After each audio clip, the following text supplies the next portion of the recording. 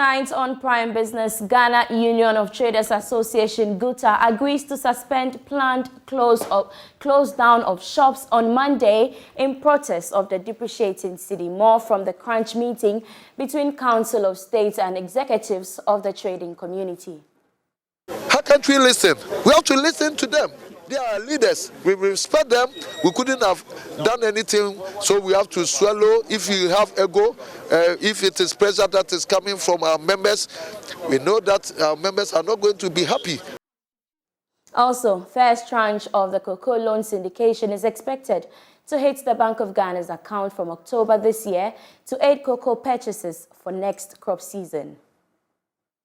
Plus, Environmental Protection Agency EPA to sanction multinationals complicit in retailing of agro product in the country. We'll hear from Executive Director Henry Kokofu.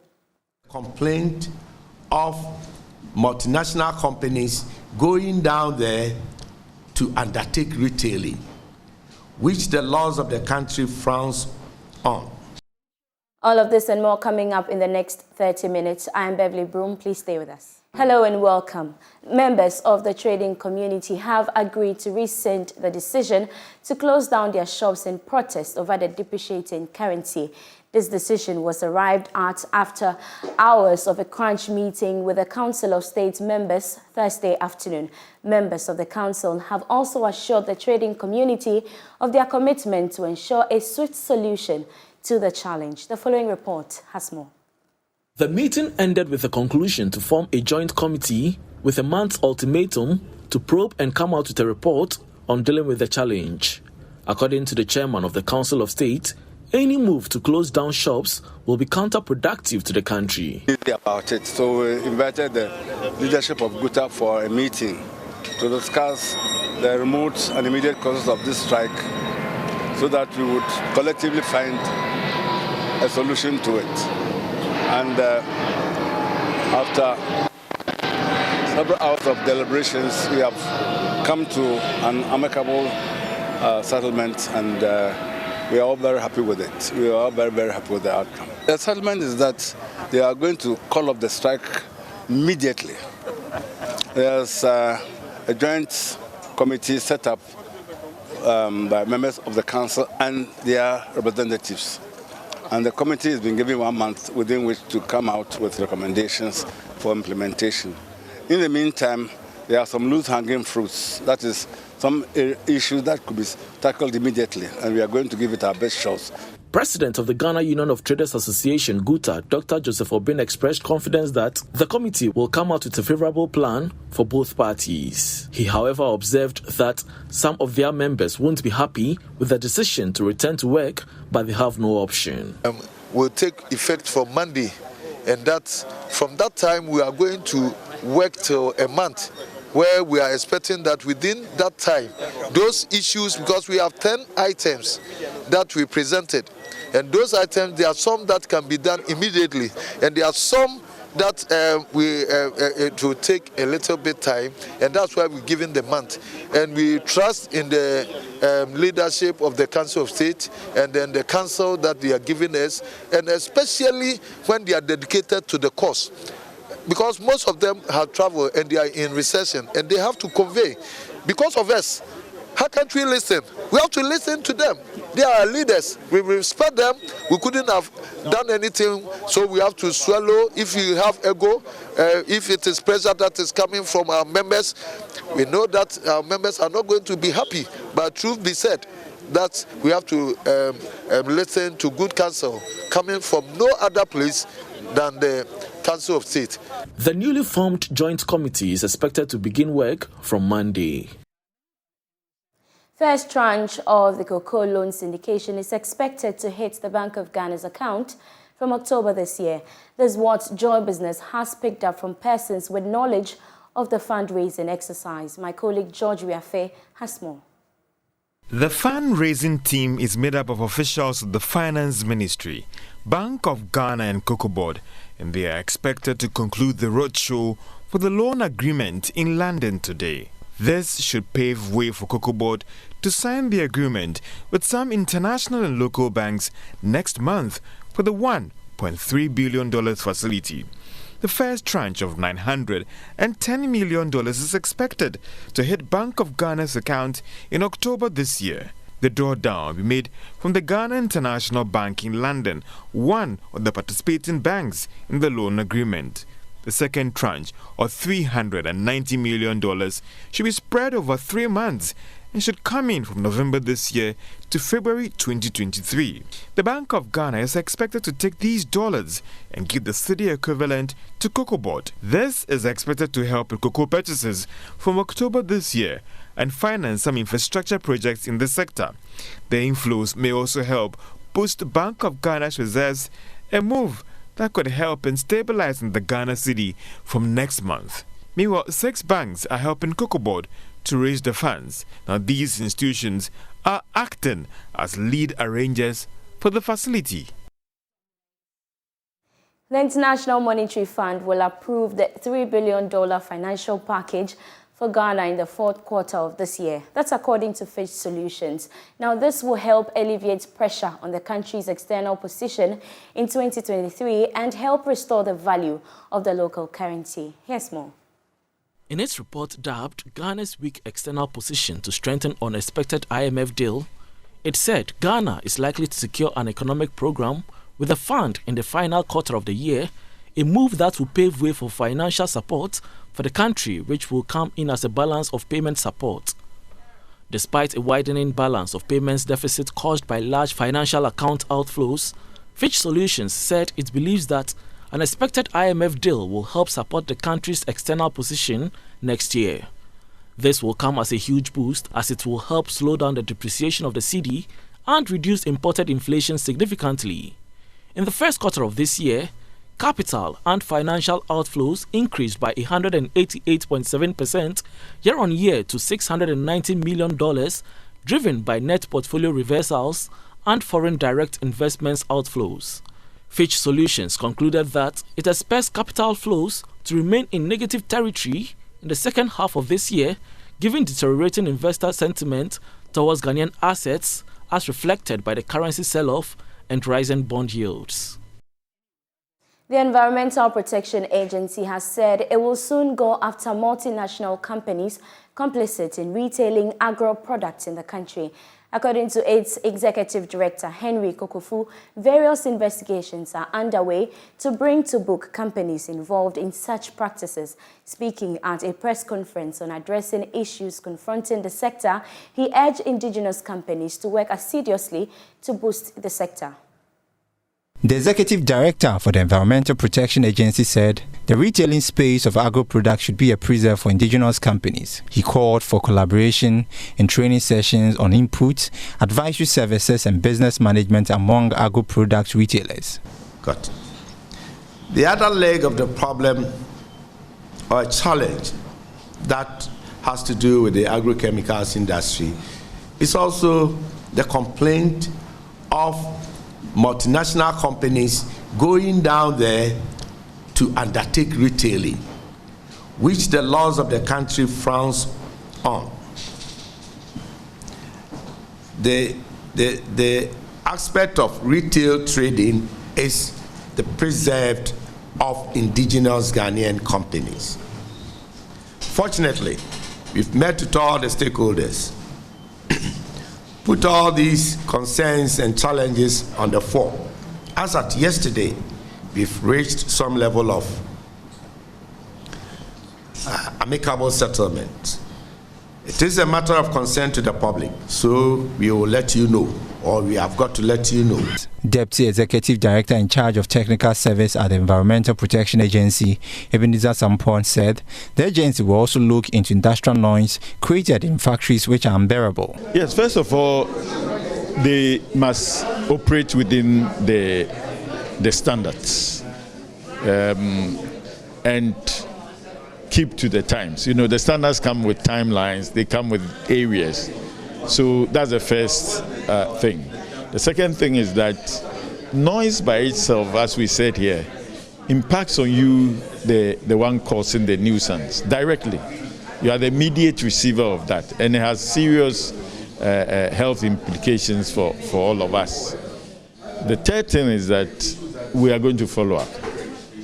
We are going to follow up with some actions, close down some of the facilities, prosecute where necessary, to ensure that we sanitize the system. The Environmental Protection Agency aims at managing, conserving and improving the country's environment.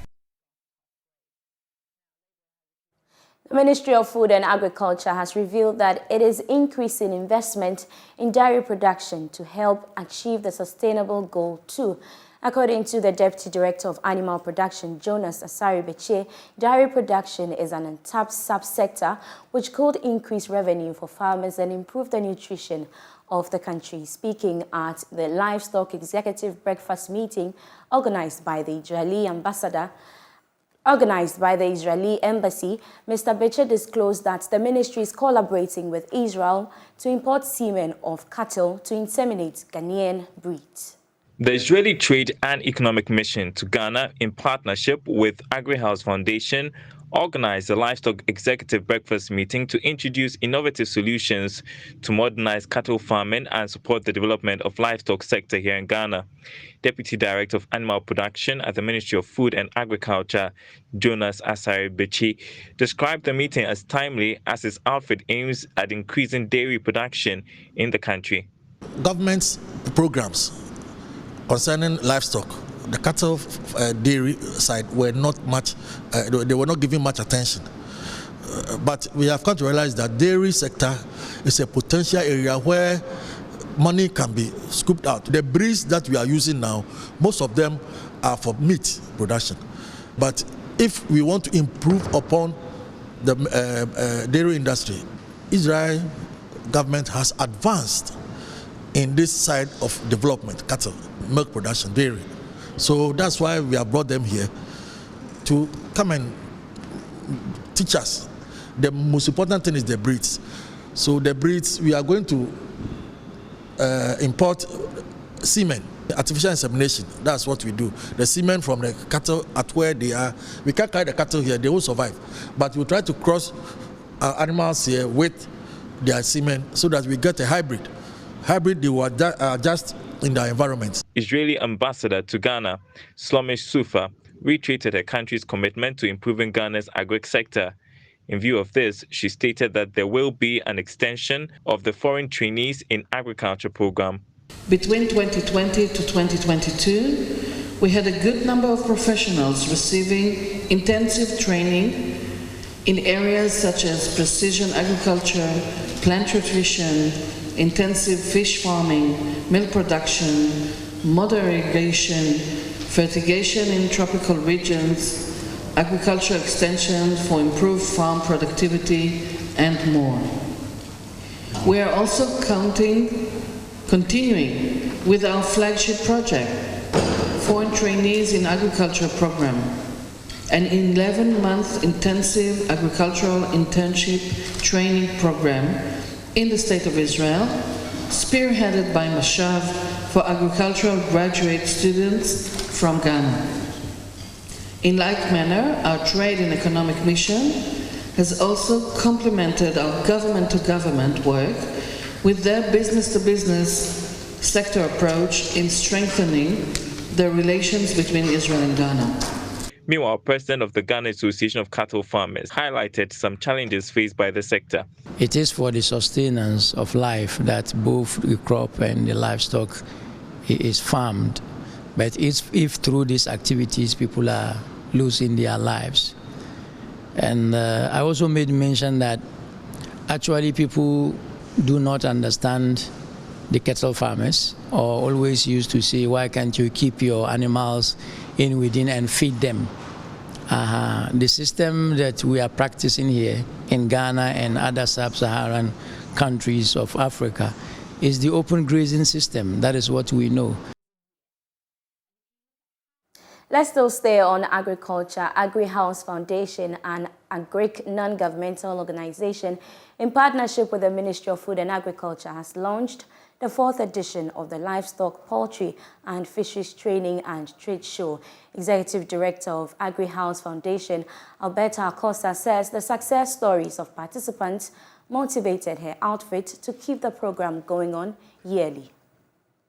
The Livestock, Poultry and Fisheries Training and Trade Show LIPF is a program that provides the missing platform where livestock, poultry and fisheries farmers, alongside all stakeholders in the sector, can share experiences and have their common concerns addressed to scale up animal farming. The program is an initiative of AgriHouse Foundation. Executive Director of the foundation, Alberta Kosa, says she's proud LIPF is living up to expectations and pledged to do more. No, not like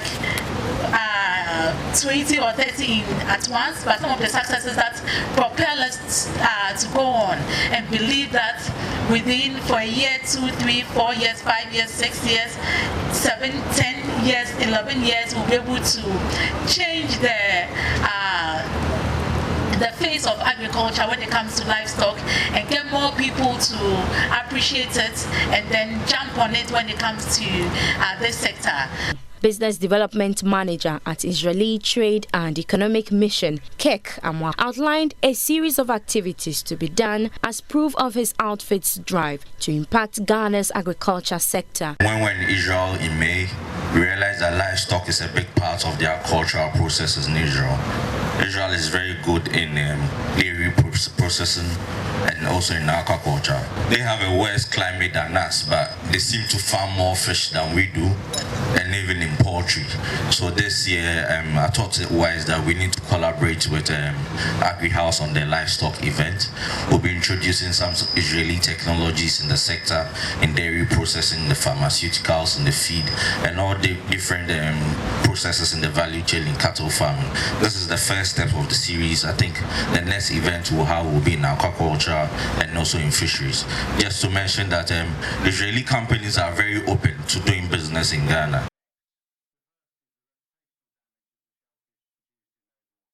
Now, if you live in a waterlogged area or in a coastal community, you have probably seen a wet patch that has marred the beauty of your wall paint. Now, there is a locally made permanent fix for the dampness on your wall at the ongoing Ecobank Joy News Habitat Fair at the Accra International Conference Center. Maxwell Agbagba has more from the AICC. He starts this report with the Crogen Watermax filter at the fair, which amongst others removes 99.9% of dirt and reduces odor. I am particularly amazed by some of the things that I have seen on display here. One of them is from a local company called Pneumafis Limited. Now, for a lot of buildings, a lot of homes in waterlogged areas, you experience dampness on your walls, a part of the building, getting wet, marring the beauty of the painting. Now, there's a permanent solution to that with Pneumafis. I've been speaking to the CEO for Pneumafis, Reverend Samuel Asari Odoi. What causes the dampness on the wall is that in a waterlog, right, the water in the ground climbs up your structure. Then it renders it this way, right? When the water is coming up, it comes with salt. And then it weakens the block work, the cement work in your structure. Now, if you have this problem, if you contact the chamber through Pneumafis, we'll be able to help you. The best thing for any builder who is building is to start the building, the concrete, the foundation with the anti-salt, right? If you start your foundation and you mix your concrete with the anti-salt. The anti-salt has two components. It has what we call salt neutralizer, and then it also stops the water, waterproof, right? So this component, if you use it to lay your foundation, your screeding, your plastering, water cannot penetrate and climb to destroy your wall. I've also been speaking to one of the exhibitors here, Masiana Abavana, and she has been telling me what to consider when you're making selection for furniture for your new home. She's also been talking about how to keep the upholstery clean and free from smell. Masiana Abavana. I'm the creative director and founder of Kalira. Oh, okay. Yes. Tell us, what do you do? So Kalira is a company, a Ghanaian company that produces beautiful, very good quality and affordable furniture right here in Ghana. Okay. Other services we have include reupholstery services. So if you have old furniture that you want us to give to like do up and make nice again, make it look new again, we have that service. So you basically pimp furniture, like pimp my ride. I can pimp your furniture, you know, give a new fabric, put buttons in it, take some buttons out, change the color of the wood. I can pimp your furniture for you. We also do interior decor and design. We also provide concept design for if you have a space and you just want us to do a 3D, give you an idea and you want to make somebody else execute it, we can do that for you. What advice would you give a prospective homeowner? What would you advise them to do when you're choosing a furniture for their home? Well, I guess the most important thing with furniture is that it must be of very good quality. Very, very good quality. The frame must be really good. It must be able to last you at least 10-15 years with your chair. It's okay to change the upholstery every 3 to 4 years and maybe the foam every 5 to 6 years, but the frame should be able to last you at least 10 to 15 years. That's a very good piece of furniture. So you should be looking more for quality and longevity of your furniture, and that's what Kalira stands for. We're trying to do black excellence. We're trying to go back and produce those old furniture pieces that, you know, we used to make back in the day, but with a modern touch. I think the hashtag should be black excellence. Yeah. Yes, we're going black excellence. That's what it is. Now you talk about the upholstery. I think that's what is a challenge for a lot of people, because I mean sometimes you sit in cars and the upholstery is dirty, sometimes smelling, even for homes. You know, how do we prevent that? Is there a solution to that? Well, I guess you should know the kind of furniture to use for different places. So, for example, if you know it's a very humid place and the places will absorb a lot of smells and everything, you probably want to use more like a leather or what we call a plastic leather, PU leather. That would be, you know, or if not, but even with the fabric, you can have fabric that can be easily cleaned. The thing is that people think when you buy your furniture, you should just keep it, but you should really clean it. You can vacuum clean it nowadays. Even the steam cleaning that they use for cars and stuff, you can steam clean your sofas and everything. It's very, very good furniture. You can actually take a sponge and soap and clean them and air the furniture every once in a while, and you know that could keep the life of the furniture. Yes. Let me tell you about the Crogen Max water filter, which we are told purifies water, removes dirt in water by 99.9%. Now the difference is that this water filter will be fixed directly to your tap. And it's a very simple process. With this, it helps you to purify your water too. So you just fix it at the tip of your sink like this, and it purifies your water for you. There are a lot of water filters on the market. What makes this different? This is end-use water filter. So with this, you can see the purification and the filtration of the water. That makes you for you to drink. Yeah. So a lot of ladies, we don't really pay attention to the water we use in terms of bathing and washing ourselves, and we forget that the water we use also gives us vaginal infection, but we focus on maybe using public toilet and all that, but the water we use actually gives us vaginal infection. Okay.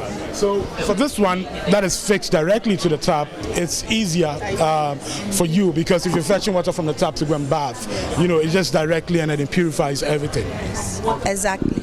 We have also been speaking to some patrons to find out from them what they make of the Ecobank Joint Use Habitat Fair. Many of them are excited by the deals and discounts that they are getting here. Mami Isaba. Yes. Today is actually my first time coming here. It's very, very detailed, I must say. I can see so many realtors, so many other companies, from construction to the building itself. I'm very, very pleased with what I see. Yes. Everyone here too is so receptive. They talk to you really nicely and they explain everything to detail. So I see a lot of people who are also interested in buying here too. So definitely, I've even seen something I never expected to see. A price here that I wasn't expected to see. So definitely come here if you're interested in it. Yes, it's good. It's good. I mean, you can't go wrong with multimedia organizing. The Habitat Fair has been good over the years, so it's good. I mean, it's Food Court is right here outside the Accra International Conference Center.